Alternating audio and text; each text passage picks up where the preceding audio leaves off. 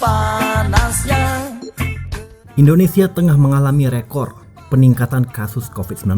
Pemerintah pun mengeluarkan kebijakan PPKM darurat demi menekan penyebaran virus corona. Namun sayangnya, di tengah tingginya kasus COVID-19, masih banyak daerah yang abai akan penerapan prokes. 13 Juli lalu, Jubir Satgas COVID-19 Wiku Adhisa Smito mengatakan jumlah ketidakpatuhan terhadap prokes paling banyak berasal dari Jatim, disusul Aceh, Jabar, Jateng, dan Gorontalo.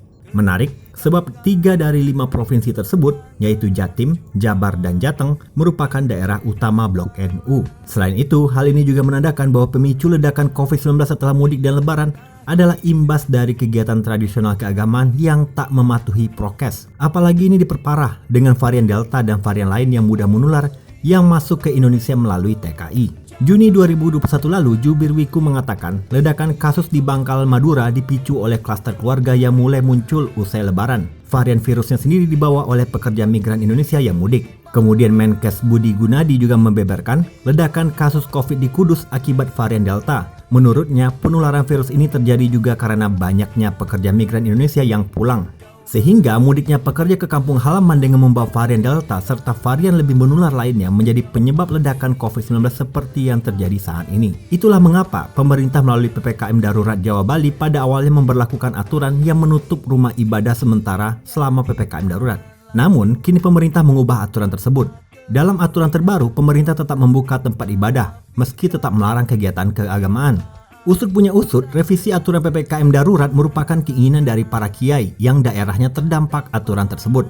Wapres Ma'ruf Amin mengatakan, pembukaan kembali tempat ibadah di masa PPKM darurat sudah sesuai dengan tuntutan para kiai dan ulama. Sebab menurutnya banyak pihak mengeluhkan terjadinya perbedaan ketika masjid ditutup namun resepsi masih diperbolehkan. Sungguh aneh, dengan masih banyaknya warga yang tak patuh prokes, mengapa pemerintah malah mengakomodir permintaan para kiai NU? Jika alasannya karena ketidakadilan, lalu mengapa aturan PPKM darurat tidak direvisi dengan melarang keduanya? Walaupun faktanya, daerah yang memiliki nilai NU kental justru menjadi daerah tak patuh prokes. Perubahan aturan PPKM darurat demi mengakomodir kepentingan kiai, khususnya NU, menunjukkan bahwa mereka berhasil menekan pemerintah. Inilah yang disebut dengan negara dikalahkan ormas. Negara kalah dengan mereka yang sedari awal menolak prokes. Negara yang berkewajiban melindungi seluruh rakyatnya kalah dengan tekanan ormas. Negara kalah dengan kekuatan politik dari ormas.